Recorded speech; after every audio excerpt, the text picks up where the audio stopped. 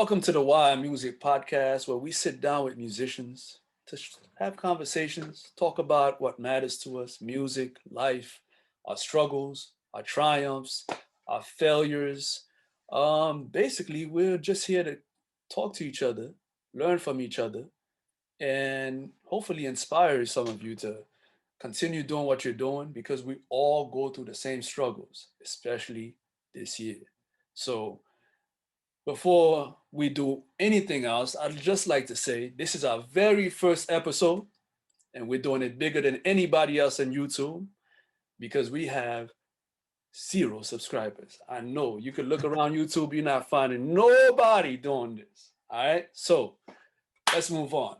Today, I have a very special guest, a great friend of mine, the man that introduced me to the application of the seventh chord. I've been hearing it forever. When I first started learning, I didn't know what to do with that chord. I would play it and be like, where does this go? Like, how do they do this? And then I met this guy, and he was doing it so fluidly that it's kind of scary. But he sat me down and taught me, and I'm very grateful for that, amongst a lot of other things. But I'm talking too much. Here is my very good friend, Richard Estime. Tell the people about yourself, man. Hey, well, first and foremost, I'm very happy to be here.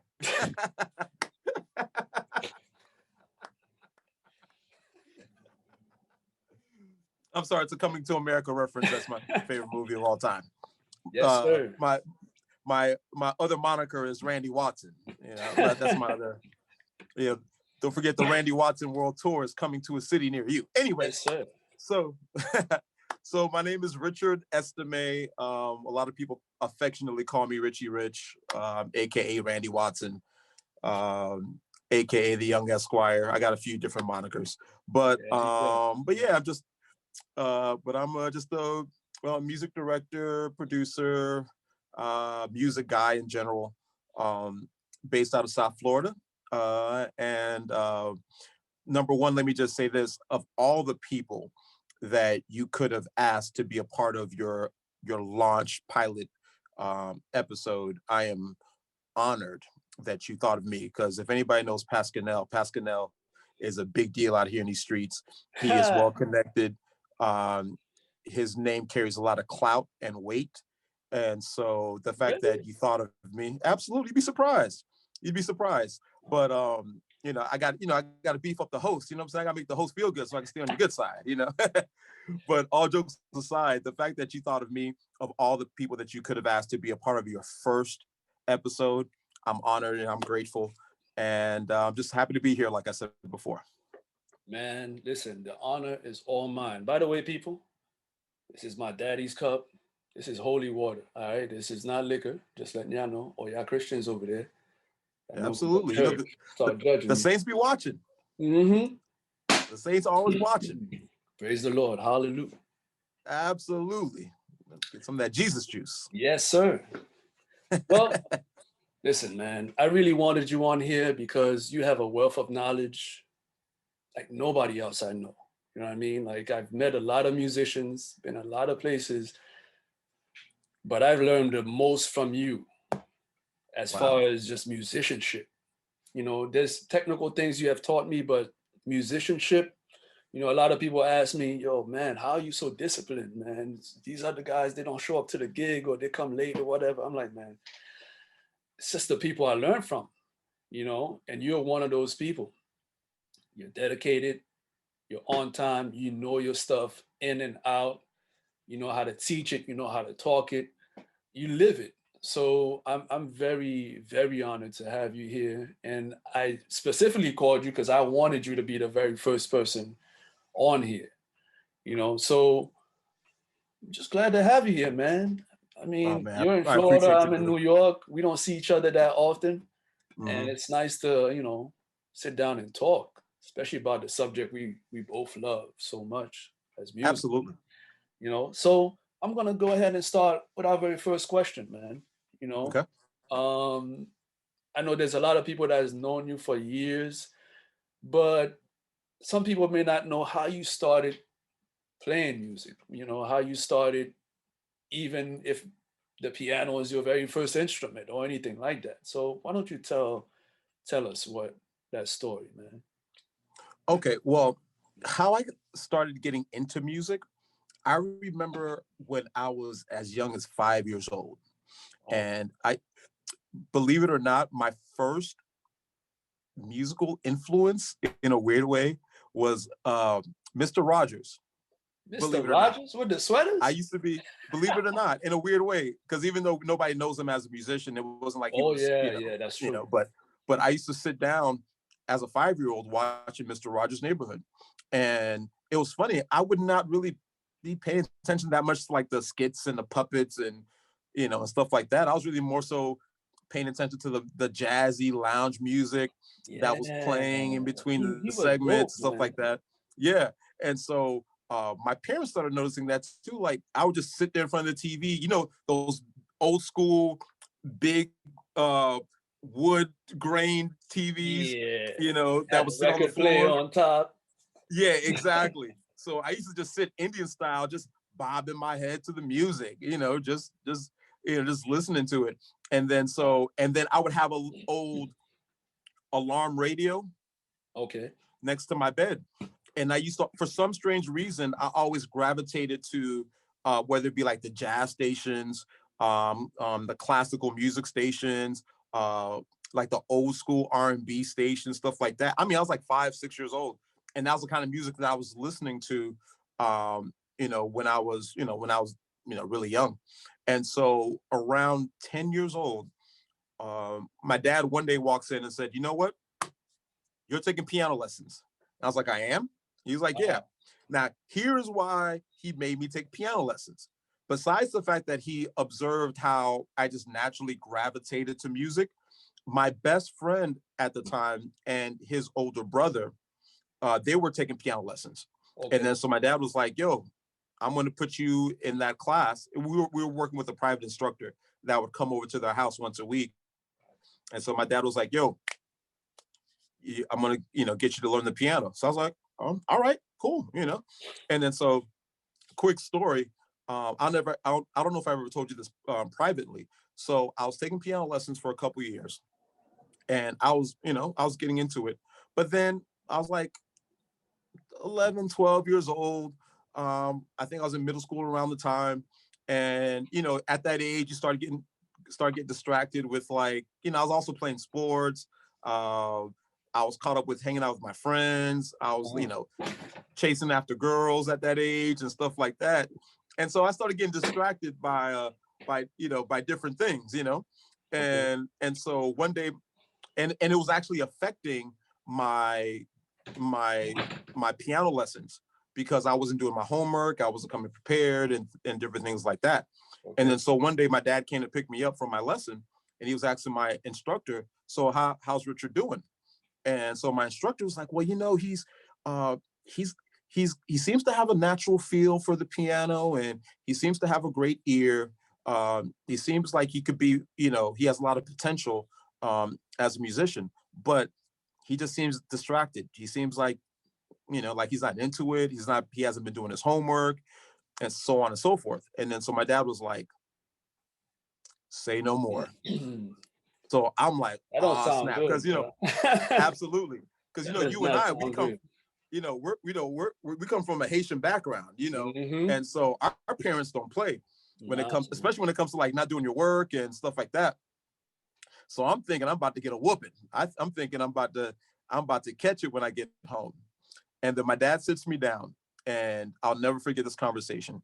My dad was like, "Listen, if you don't want to do these piano lessons anymore, if you just want to just go ahead and play with your friends and run around and do whatever you want to do, hey, I'm not going to stop you. You know, go at it. But remember one day when you see your best friend become a great musician and he becomes famous and he's traveling the world and he's becoming this great maestro and director or whatever, you're going to remember that could have been you, but you decided to become a bum." yo, you You just know that, reminded that's me, how man. that's how our parents talk to us. You just reminded me how Haitians used to say "bom, bom." Yeah, Say "bom boom. mouillé." What fait Yeah, boom, bom dans yeah, la ria? Bum in the streets. Right. exactly. So I'm like, So just because I decided I didn't want to take piano lessons anymore, Now I'm gonna you're a become a bum. bum. That's what he sold me on. And then Wow. so I was like, you know what? And I love my dad. So I was just like, Yeah. you know what? I don't want to become a bum and I don't want to let him down. So I continued with the piano lessons, and it was the best decision that I could have ever made. So I thank God till this Wow. day that my dad gave me that guilt trip, because at that time as kids, we don't see that far ahead. We're just caught up Hmm. in whatever we're caught up in Yeah, you're at just that having time, just fun. being young, Yeah, you're just having and fun. so If exactly. if something's not fun as a kid, you're just like, I need to go over there where the fun is. You know what I'm saying? That's really. But yo, honestly, man, much respect to your dad for the way he handled it, though. You Yeah, know, like just exactly. having a talk with you. You don't hear that very often about Haitian parents having a talk with you, Absolutely. And discussing something with you. It's probably happens now more than before, but the old school parents, nah. yeah, they think this could just beat it out of you. Yeah, exactly, man. Yo, but that's a beautiful story, man. I didn't know that. Oh yeah, absolutely. And it worked like a charm, because if it wasn't for that guilt trip, I wouldn't Yeah, be here having this this conversation with you absolutely, right man. now. Absolutely. So Listen, so man. I'm internally grateful for that. Yeah, me too, man. Because I probably wouldn't have learned that seventh chord application. Exactly. you know. So But I enjoy your story, man. I really didn't know that about you, and I know there's mhm. probably a lot of people from your band, your church, or your other places you played who just never knew this how Richard became a musician. You know what I mean? And Sure. there's young kids probably watching who are going to be watching who are discouraged. Don't know if they want to do it, and just don't have the foresight like you didn't when you were a kid to see where you could be now. So with that, I want to ask you, how did you come to the place where you are now in your career? Okay. Um the best way that I can answer that question is probably the I'll probably say the number one key to getting to a certain level of success specifically in the music business. Mm, I would probably say networking. networking. Mm, Because to me, this business, like most industries, in my opinion, it's a people business more than it just true. being, quote unquote music business. Mm, It's that old adage that it's not what you know, but it's who you know.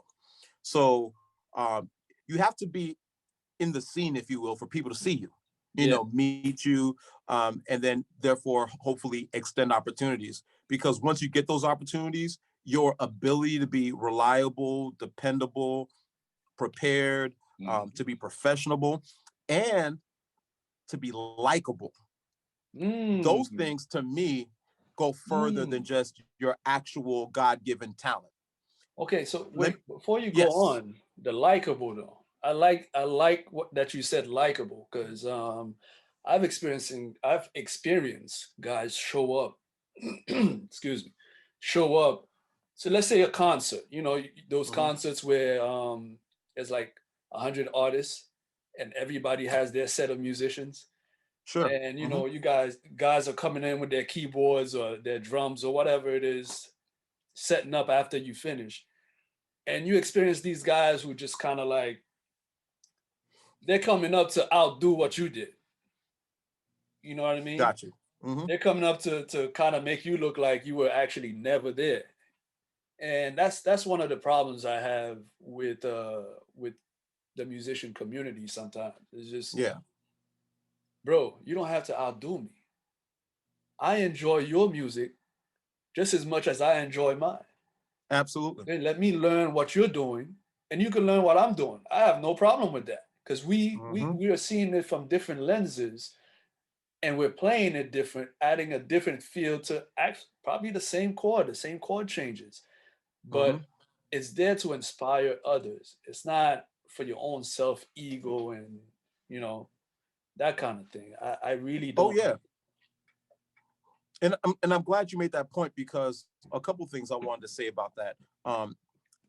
Especially as musicians, as artists, as singers, uh, what happens a lot of times is when we're actually in the audience, Hmm. sometimes we have to consciously and intentionally turn off our critical mind, Yes. Oh my you God. know, Say that again. you know, and actually just be present enough in the moment just to To enjoy the enjoy. experience, you know, Yeah. to to be just a regular concert goer or or member of the audience or Yeah. whatever, to either enjoy it just openly and freely, or take the moment to actually try to absorb as much inspiration, application, that maybe just maybe something that they're doing Hmm. can inspire me in what I'm doing, Yeah. as opposed to like trying to differentiate, oh, you know how well they did this and how not well they did that, and how I might Yeah. do it better and this, that, or whatever. Make throw that all that stuff to the side, uh, because I honestly believe that inspiration comes in many forms, Hmm. and you can get inspired from someone that's been doing it 20 years longer than you have, or someone that just started yesterday, you know. Absolutely. And so a lot of times we rob ourselves of the opportunity to be inspired, or to get a fresh idea, or even just to have a moment where you're just enjoying what's being presented to you, because we're Yeah. so critical, and we can get caught up in our own arrogance.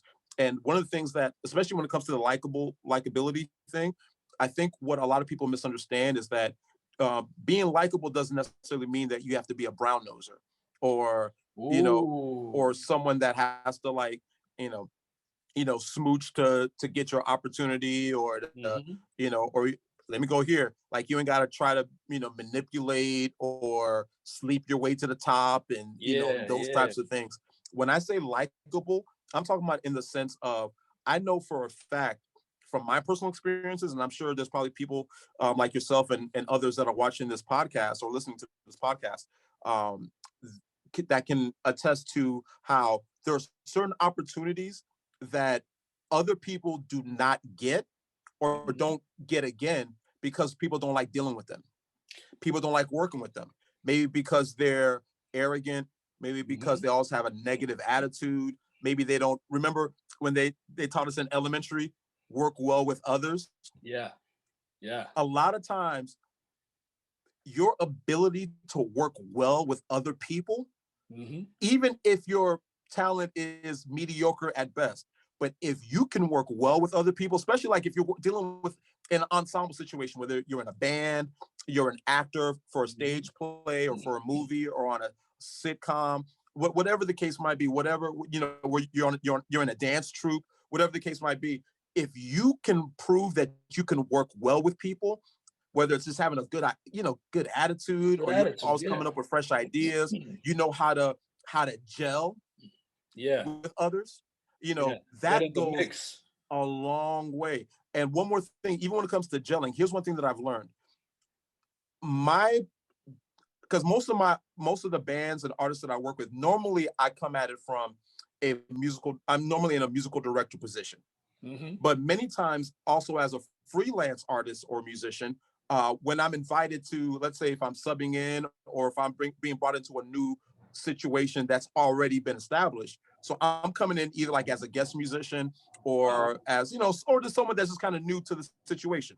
Yeah. And so one of the things that I had to learn is, even if I'm doing the same song that I normally do Mm. with my main situation, Okay. and we're doing it with this new situation, I almost have to deprogram my approach from how I normally do it, and tune myself to the frequency and the vibe of how Hmm. they do it, as opposed to me trying to superimpose what I normally do What for you my do. Yeah. normally yeah my normal situation, what Yeah. I do, and trying Hmm. to force it into this new situation. If they Right. already have a flow and a vibe and a rhythm, it actually be it would behoove me to Yeah. be able to find my groove with their established groove. You know what I'm saying? As Yeah. opposed to me trying to come in trying to disrupt what they already have going on. You know what I'm saying? And so those types of attributes are perceived to be that it makes you likable, and it makes people want to extend more opportunities to you because they know that you're here to add value to the Yes. situation Yes. versus someone that's actually taken away value from the situation, because of your own, preconceived notions and tendencies. Well, you know what? To add to that, there's another thing that happens when you force yourself almost. Really, you're forcing yourself on the new environment that you're in. If people are used to worshiping, or Mm-hmm. depending on where you are, if it's, let's say, church for example, Mm-hmm. right? If people are used to worshiping a certain style, a certain way, and their musician, their musician plays like this, their singers sing like this, their band plays like this, and you come in and you're just trying to be you, like everybody, it's okay to be who you are, but you also have to respect those in your environment. When Mm-hmm. you force yourself into playing whatever chords you think are nice or whatever licks you want to play, you are disturbing somebody's worship experience. Yep. Because you can very easily disturb somebody's worship experience, because what they're used to. It's not to say that people shouldn't be open-minded, but if a congregation as a whole is used to worshiping a certain way, you don't want to go in there and just be like, yo, listen, man, I'm going to show them how it's done, or Yeah. I'm going to do this, I'm going to do that, because it's more important that they worship than it is for you to play and sound nice.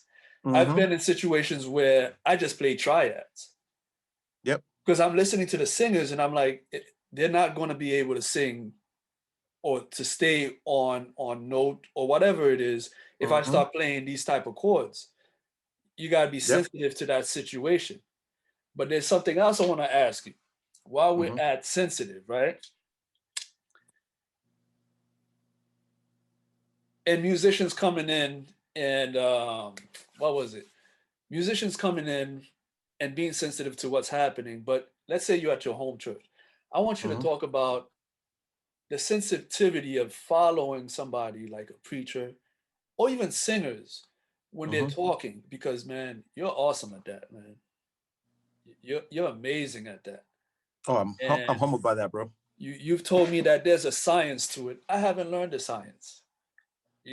I try and I do minimal, because when I don't know something, I don't delve into it and try to figure it out on the music stand. You see what I'm saying? Mm-hmm. Like while I'm playing. If I don't know something, I pull back. And there's somebody else that can do it, I let them do it. But just explain to us what that science is, what that method is, man. Okay. And I think that kind of ties into what we just talked about because I want to Yeah. say this. I think our mindset going into not just that specific situation in a church arena, Yeah. but in any musical situation, um, either sacred or secular. I think we should go in with the mentality that I'm here to be impactful. I'm Mm. not here to be impressive. Yes. Okay. I want to have it's more. I like I'm that. coming in more so to have an impact than to try to impress people. So Um, you're looking to lift up others as opposed to yourself in a sense. exactly. Yeah. Yeah, yeah. The reason why I say that is because a lot of times, if we come in with the mindset that I'm trying to be impressive, Hmm. then we're focused more so on trying to do the things that make people ooh and ah, and it takes the focus, especially in church, it takes the focus away from who we're worshiping Yeah. versus those that are supposed to be facilitating the worship. You know what I'm saying? Yeah. And so, Yeah. um, and so, just like how you said, some situations it may not necessarily require you, showing off your latest licks and tricks and, Nah, not at all, chord man. changes. Sometimes it might just be a triad. Sometimes it might just be just you sustaining that one note, or playing the right patch at the right time, Yeah. um, playing the song like the record, not Mm. trying to, and there's times there's times and there's going to be opportunities for creative expression. And honestly, even as musicians and artists and singers and producers and all that good stuff, there part of what we try to do, especially when it comes to like if we're recreating cover music and songs that have been made popular, is trying to find a balance between, being true and authentic to the original recording and what's made that song what it is, and reconciling that with my personal creative expression of that particular song, Okay. and so so a lot of times it's a little bit of a dance. You will never go wrong playing the song like the record.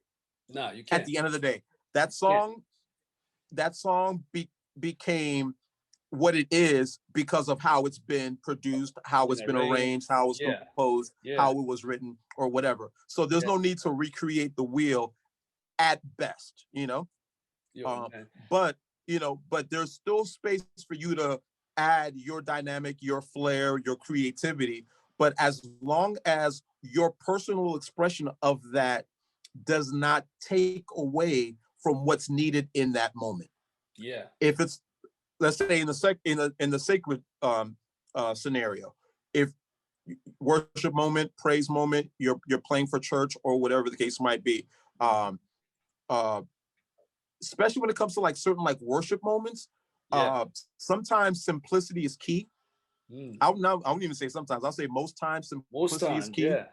Most times. Staying true to what's needed so that the person in the audience or in the congregation, they are the music is pointing them upward towards God and not pointing them, towards the Towards stage. you. Yeah. You know what I'm saying? Yeah. So a lot of times it requires us to, we say this a lot in church, decrease so that Nice. God can increase, Increase. Yeah. And so, because I've always felt like, you said the word science, and I think we've had this conversation before. Mhm. I've always felt with music to me is the combination of art and science. Okay. And a lot of times we only see music from the artistic standpoint, our singing ability, our playing ability, our arranging ability, or whatever. But you also have to put that organic side of music and organize it within the science of music. Like there's certain things that you do in certain ways and in certain spaces that Yeah. causes more impact. No difference how most commercial songs, if you notice, most commercial songs on either side, whether sacred or secular, have a certain format. Yep. Verse, chorus, Yep. second verse, second chorus, Mm-hmm. bridge, chorus, or vamp. Yeah. There's the reason why, if you notice, for the most part in those in popular music, you see a very repetitive structure or format, is because that's the science of putting that creative composition within an organized structure Yeah. that's easily consumed by the average listener. Okay. You So know? that right there you said, I think is very important. People have to understand when we say music should be, you should try to be as simple as possible in most situations, is because of the listening ear. Mm-hmm. Because after taking jazz lessons, Mm-hmm. my teacher used to, he still tells me this because I still take the lessons. He always says, try not to be like those guys when they're soloing that plays all the notes that's on the keyboard because they're Yep. trying to impress people. Because you could play three notes, because he pointed me to West Montgomery. You could take three notes, or even Thelonious Monk. You could play one note and make a beautiful melody with it, with the supporting chords. And Absolutely. what you want when you play is for people to walk away, go home, and remember what you played. Exactly. Because they could be washing dishes, walking down the street on the bus, and that thing is in their head and Mm-hmm. it's playing, and they start whistling it, and it's lifting them up. Only Absolutely. because you understood that, let me be simple with this. Let me, like you said, let me Mm-hmm. impact people as opposed to try to lift myself up. So I'm glad you said that, man. There's something I want to ask you though. Well, not really ask you. There's a story that I have about you that Oh no. I Oh have no. never told you. No, it's not bad. Okay. It's not bad. Okay. I've never told Because you we got about this. stories. Some some Yeah, so stories may we have not be good and bad fit. stories. Yeah, they may not be fit for FCC airwaves. It's one of the good ones. Okay, It's one of the some good stuff's ones. got to go to the grave. Yeah, that's right. We ain't saying that to nobody. All right? Don't tell Don't tell nobody. nobody. Bang, bang, bang, bang. Bang, bang, bang. Rest in peace Yo, to Pops. Rest in yeah, peace. man. John Witherspoon, man. I was sad when that Absolutely. happened, man. But yeah, go ahead, bro. Yeah. So, like when I lived in Florida, played in the band with you, we went down to our church, went to visit Bishop Morton's church because he was having an anniversary. And our praise team had to sing, right? Mm-hmm. So, Bishop Morton, he got a sick band. You know what I'm saying? He's Bishop Morton. You're not gonna play for Absolutely. Bishop Morton and just be average. So we showed up there. Absolutely. We showed up there and it was live. They were they were killing it. They were killing it, bro. And we showed up there. It was me, you, Shakespeare. I still call him baby on drums. Yeah, You might James be Scruggs. watching Shout this out to like, yo, baby. don't call me that, bro. You know what I'm saying? I'm grown now. That's a grown man. Shout Yeah. out to Shakespeare too. Yeah. So you were playing first. You were the MD, and you're still MD there now.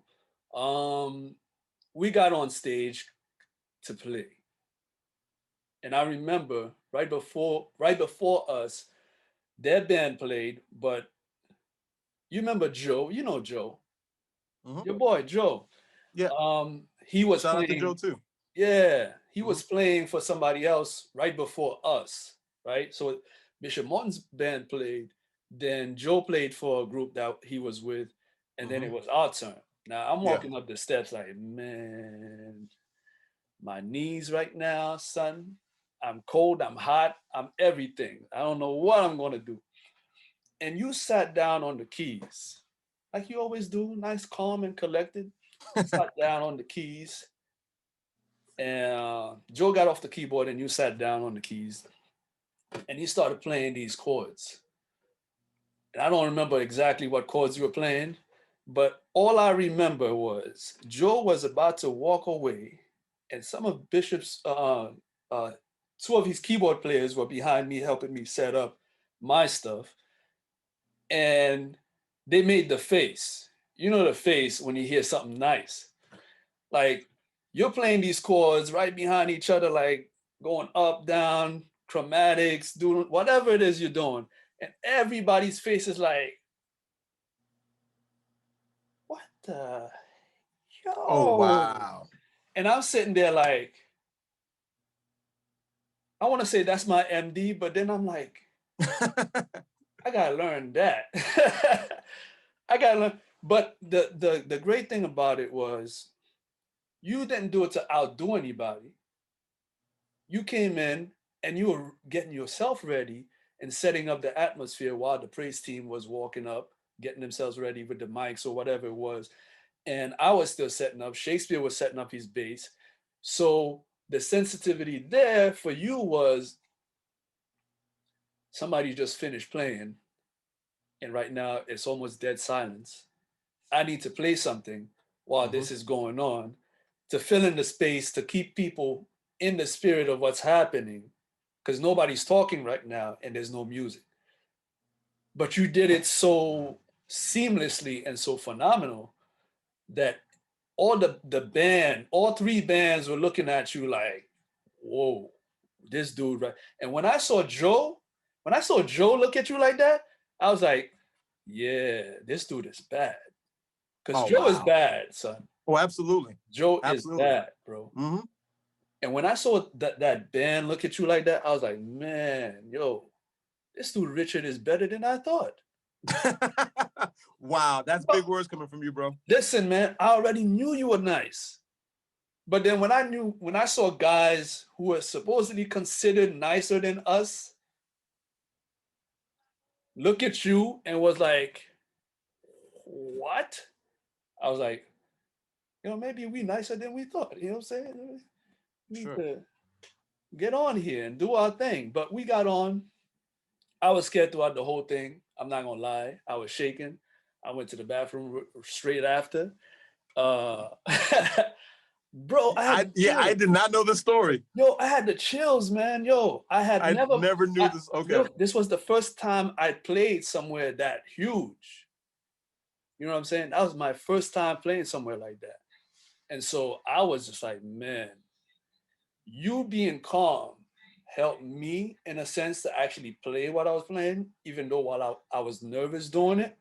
But you being confident and calm next to me calmed me down.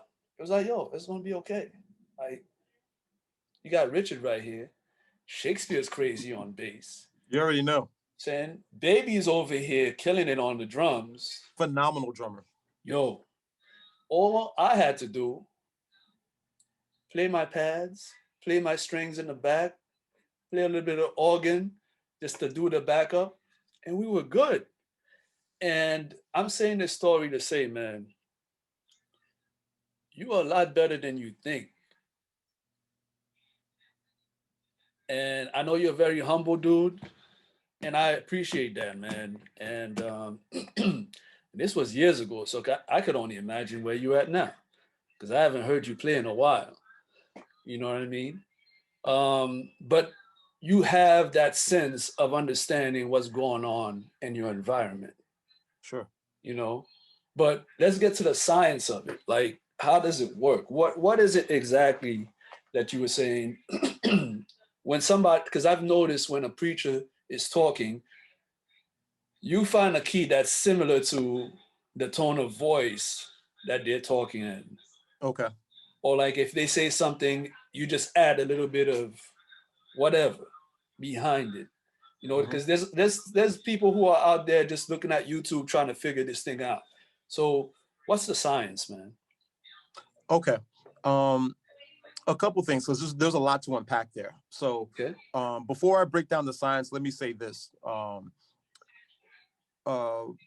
Especially like in moments like that, where you're in a service where other musicians, other singers, other choirs, whatever the case might be, are in that same vicinity and they're there to sing or perform as well. Mm-hmm. One of the things that I try to remember, I try to tell other people too, is that number one, number one, it's not a competition.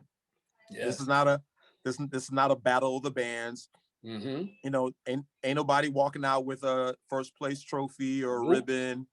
You know, this ain't the Grammys. No one's voting. On who's the best or whatever, and whoever is voting, they're doing the God wrong bless thing. you there for the wrong reason already. Exactly. Yeah. You know what I'm saying? And so, so understand that if you were there, you're there for you're there not just you're not just there for a reason, but you're there because everything that you've done up until that moment has warranted for you to be worthy to be in that position. Okay. All right. You see what I'm saying? Yeah. And so you've done enough to have been asked to have that opportunity. You see what I'm saying? And so that's why I always try to remind myself, and I try to tell other people too, it's not your job to try to be better than the next person. Your only competition is yourself. I'm only trying to beat who I was yesterday, or how I performed the last time I was on a stage. I'm just trying to get incrementally better every time I have the opportunity to be able to use my gift. You know what I'm saying? And so no one, let me say this, no one can beat you being you. That's true. But you know what I'm saying? No one can beat you being you. True. But you will always fail if you're trying to be better than the next person. You see what I'm saying? And that's so because we all have our strengths and weaknesses, which I'm grateful for, because maybe your strength is my weakness and maybe my weakness is your strength, vice versa. But that just lets me know that there is all something that we can learn from each other. And also to the point you made earlier, networking. Yeah. You see what I'm saying? And Network. so, That so naturally you're forced to have to network because you don't know everything yourself. you don't know everything exactly. And Yeah. so you get more from just gleaning and absorbing and trying to, get inspiration from the others that you might be sharing that stage or sharing that opportunity with, more so than beating up on yourself like, oh man, they're better than me, or I can't do that like how they do it. Yeah. Do you. You're there for a Yeah. reason. So do Yeah. you, and do you to the best of your ability. Now, with that, I honestly believe that competence breeds confidence. Okay. All right. Competence breeds confidence. So the more competent you are, then organically and naturally, the more confident you be It's time to play. when it's Yeah. your opportunity to be able to perform or to minister or to showcase whatever you're doing. You know what I'm saying? And Yeah. that works across the board. And Right. and we talked about like, do you still get nervous? And I know you talked about Yeah. that a little bit in the story. Nervousness, honestly, everyone gets nervous. I don't care who name your favorite performer. 9 times out of 10, I don't care how big they are. They could be the A plus plus, an A plus plus lister. Not just an A lister, but an A plus plus lister. You know, um, but they all, for the most part, get nervous or feel nerves or whatever. And nervousness it's basically a natural. It's just a natural byproduct of your subconscious being present to the magnitude of the moment. Yeah. Oh You know what I'm man. saying? And Right. so nervousness, for those that like, oh man, I feel nervous, and trust me, we all feel nervous. I feel nervous, having this interview with you, just Me like, too. you were telling me how you're nervous starting this interview, and so I'm good. nervousness is a part of it, but don't let your nervousness be because you're unprepared or Yeah. underprepared. All right? Because again, competence breeds confidence. And then we'll get to the science. But go ahead. Yeah. Oh man, I forgot. There was something you said that I wanted you to repeat, and I forgot what it was. So just continue. Go ahead. Go ahead. Okay. If it comes to you, it comes to you. So I'm gonna hit Yeah. some. There's a lot of science aspects. As we talked again, we're talking about art and the science of music. So certain science aspects of, let's say, because it sounds like you're specifically talking about when we're in a worship setting at church or whatever. So Yeah. Well, for you can me, go ahead. you can actually do both because I want people to get a sense of, I want our church musicians to get a sense of how you're supposed to do this at church because dudes wild out a lot, Sure. and how to conduct the same way. How does it work in a secular setting? Because there's guys who have only played at church who are trying to transition and play in both places and try to understand how that works. So you've done both. So give us a sense of that. Okay. TV coming on, man. Oh man, so you got the Hulu package, Satan, we Satan. Okay, so let me touch on a few things on the science aspect of application when it comes to the worship setting, and then we'll switch over to the secular setting. All right. Okay. Okay. So in the sacred setting or in the worship setting, so I normally approach my playing in church like I'm scoring a film. Ooh. Okay. Okay, Let me hear and that. and here's the thing about, so basically you have to come in specifically like if you're a board player, keyboard player, organist, piano player. I Yeah. honestly believe that your job is to score the worship The experience. event. Yeah. You know, Okay. you're Yeah. not just going there to just play the specific songs. Okay, we got an A selection and a B selection, and then we're doing a song for offering. And the choir's going to come up and do a selection.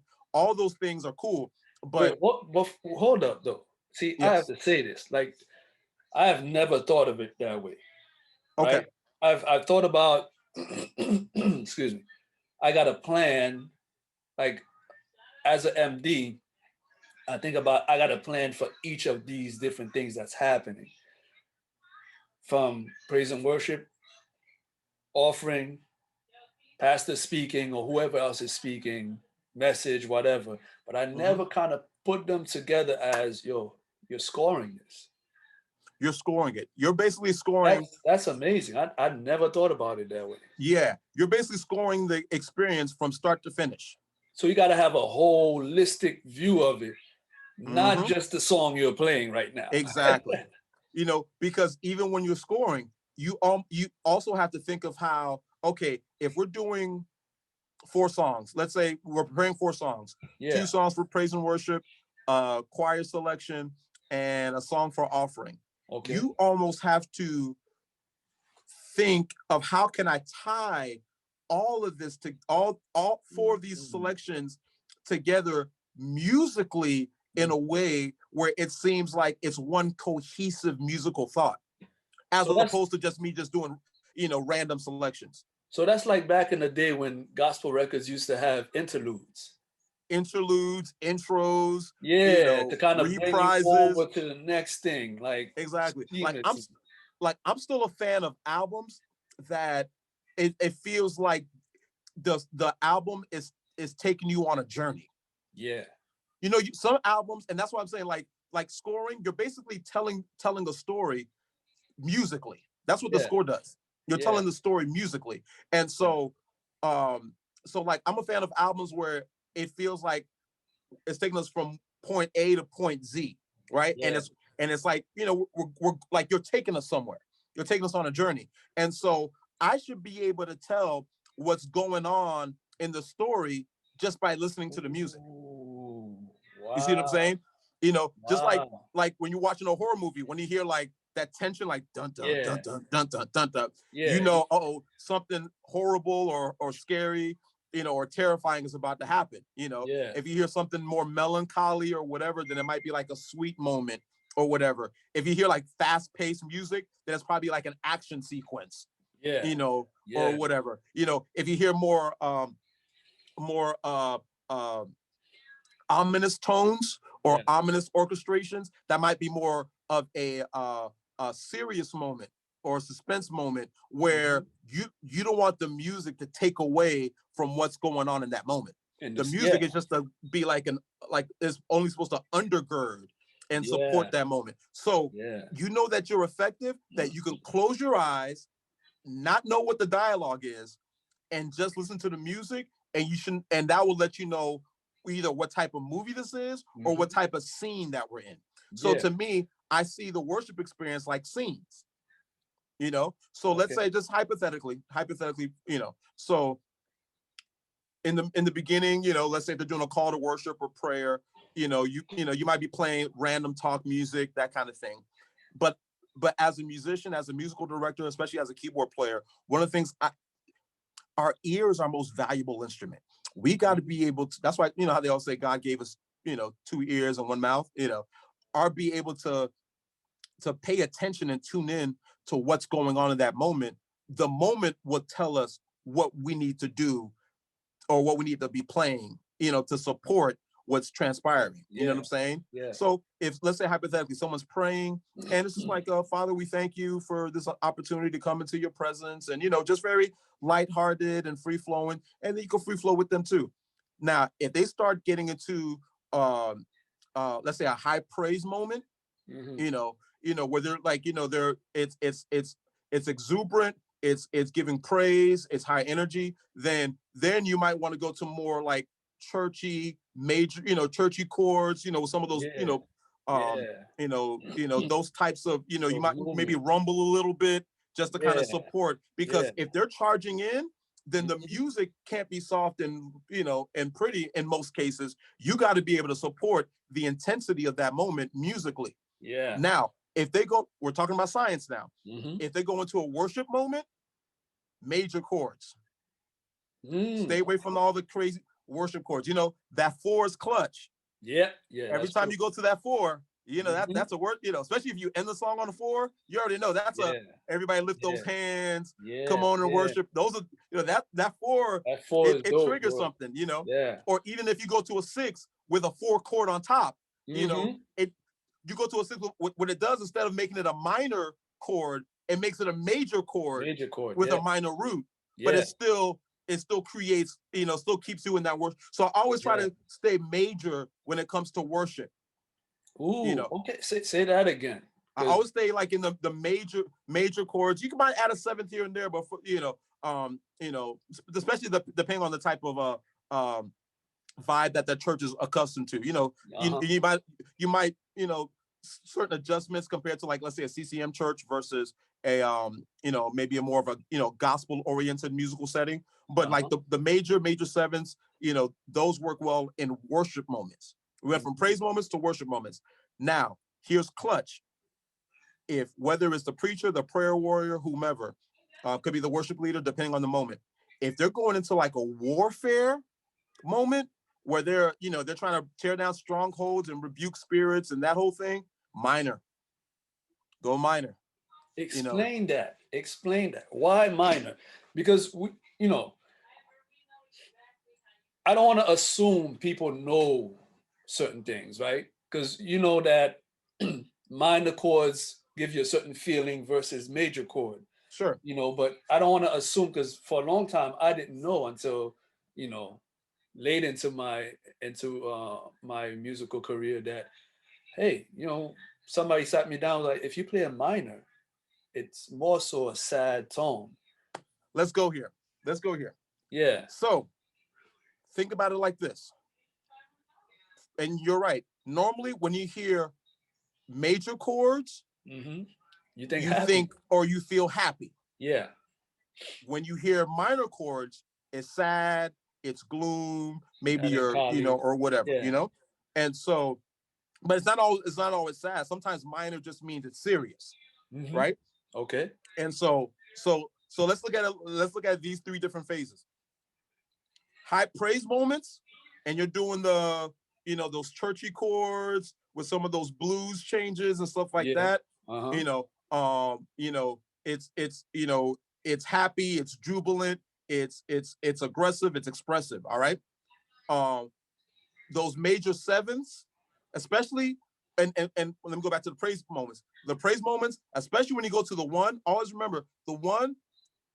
Usually, in a lot of cases in music, the one is usually how you start a song and or how you end a song. Uh-huh. So it's a great opener and it's a great Great resolve. closer. Yeah. It's a great closer. You know what I'm saying? And so just like you know like when Jesus was teaching the disciples how to pray, basically Jesus was saying in not so many terms, you open up with praise, Mm-hmm. our Father who art in heaven, hallowed be thy name, thy Mm-hmm. kingdom come, thy will be done. So that's like basically starting on the one. Yeah. And then he goes into all this other stuff, give us this day our daily bread and forgive us of our trespasses, blah, blah, blah, blah. And then at the end, he's like, for thine is the The kingdom kingdom. and the power Yeah. and so it ends with praise. Ends with So when praise. you Yeah. so just like you start on the one and then you end back where you started on that one. So you rumble on the one when it comes to those high praise moments. Worship moments, I try to stay away from the one unless we're getting ready to transition out of it. Ooh, So if okay. you want to, that's why the four is so effective. Mm-hmm. Because let's say if it's a song, I'm sure you've probably seen those Kevin Carter sketches on Yo, I Instagram love that where guy, yo. That he guy's could hilarious, son. he's hilarious, but it's so true. You could take it could be a nursery rhyme, it could be an R&B song, it could Uh-huh. be a rock song. It don't matter. If you go to the four when that song normally resolves on the On one, the one, yeah. going to Yeah. the four, basically, and the four is more open, or Mm-hmm. that six, or that or staying away from the one basically lets you know that it's the song's over, but there's more to it. You know what I'm saying? Yeah. Yeah. It gives you more of an open, you know, um, um, opportunity to go, various different places with it without, ending the moment.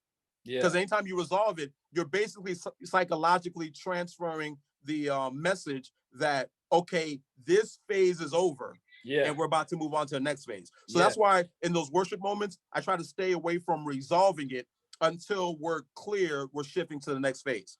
Okay. Now, going to those intense prayer moments where we're attacking spirits and attacking strongholds or whatever, then those minors, that lets you know, okay, now this ain't about being happy, this ain't about being pretty, this is Yeah. about, we are just like when you Somebody's when you weave hear about to that, come off. huh? Somebody's wig was about to come off. Yeah, exactly.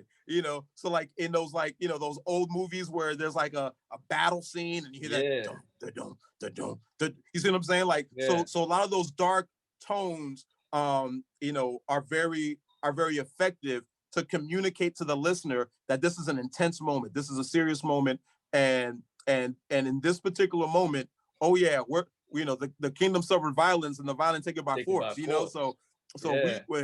if we're speaking against sickness and disease and demons and strongholds and principalities, oh, we ain't trying to be pretty and cute. We're trying to let the devil know that this moment we're like Braveheart, we coming after you. You know what I'm saying? And so so that's why it's important to be in tune with what's going on in that moment. Not to forget those Yes. diminishes though. Oh yeah, diminishes, especially in those moments. Those I'm glad you brought that up. In those moments, those diminished chords, some of those sus chords, or just different. I try to stay away from, unless I'm doing a major chord over a minor or different things like that. I try to make sure that the moment stays. Sometimes in those moments, it's not so much about doing you stay away from your jazz chords. Yeah. You're doing a lot of whole tones, especially like in moments where it's prophetic. Prophetic, you're playing, it's more ambient. You might do some minors here and there or whatever. But I think some pads in there. Exactly. Here's what I would say. We're still talking about the science. Yeah. The more, especially if someone's on the mic, whether it's a preacher, a prayer warrior, or a praise and worship leader, I'm sensitive, or I try to be sensitive to the fact that it's one thing when they're just like, they're just talking free flowingly or just kind of sharing announcements and this, that, or whatever. But if it's one of those moments where people got to really like lock in and pay attention, especially let's say they're dropping something that's serious or maybe prophetic, or whatever, it's important that even while we're playing, that we pull back. So what I try to do is I try to stay right in like those middle registers with my changes, and I try not to be too melodic, because to me, melodies is basically the music talking. Yeah, it's phrasing. It's phrasing, exactly. So when you're playing melodies, you're talking through your instrument. Yeah. But if there's someone that's talking on the microphone while you're talking through the instrument, it's like two different dialogues happening at the same time, and it can be distracting. And so if it's one of those moments where they're saying something that's important, that people need to, besides just passively listening, they need to be, intentionally listening, or, more intensive in their listening, I pull back from playing a lot of melodies or so forth. And I just try to stay like right here. So that way, what I'm saying is sitting under the dialogue as opposed to competing with the dialogue. Yeah, or overpowering the dialogue. Now, if the person that's on the microphone pulls back on the dialogue, then I can open up and I can start talking, almost like having a conversation. Whether you're doing an interview like what we're doing, or like you see like on television or in a movie, it's a dialogue. So one person speaks, and then once they pull back, then the musician can speak. And then when you see them talking again, pull back, because what you don't want to do is to be competing. And what happens is those higher octaves, when you're playing different melodies, especially like if there's like, it's one thing if it's like a very simplistic melody, but if it's a very intricate melody, it's quite possible to take away from what the person is saying at that moment, because it's essentially two different conversations happening at the same time, and that can be distracting. Sometimes if you're playing, let's say if you're playing the chords of a song, instead of playing the melody, just stick to the basic chords of that song. Especially if you're like if it's in a moment, especially if that song is basically reinforcing what they're talking about, which is key. Listening. A lot of times I'm just playing something and they'll say something and they're driving home a point, and it reminds me of a song that speaks on that particular subject.